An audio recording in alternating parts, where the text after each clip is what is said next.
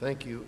On the amendment itself, discussion, we're going to break off, have discussion. You can ask questions directly of Mr. Dowd, and then we'll come back to the bill. Mrs. Harris was first. Yes, it comes back to council. Did the clerk read both bills? Yes. Yes. Okay.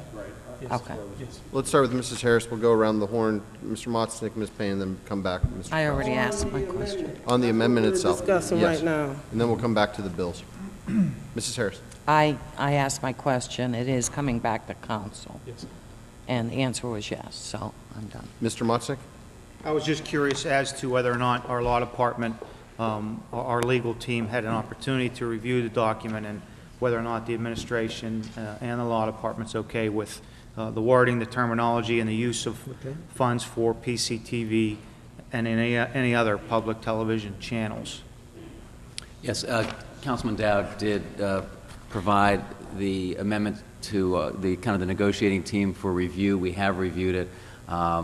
We support it. We believe that this would be a good process for determining how to spend the remaining money from PEG financial support, other than the part that's going to go to the Cable Bureau. That's already designated, that's assigned. But there, as Councilman Dowd said, there's a considerable amount of money that would be coming into the Verizon Trust Fund for PEG support, separate from the Cable Bureau.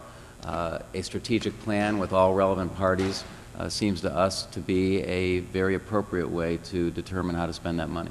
And the Cable Bureau is singled out and is part of the franchise agreement. It is.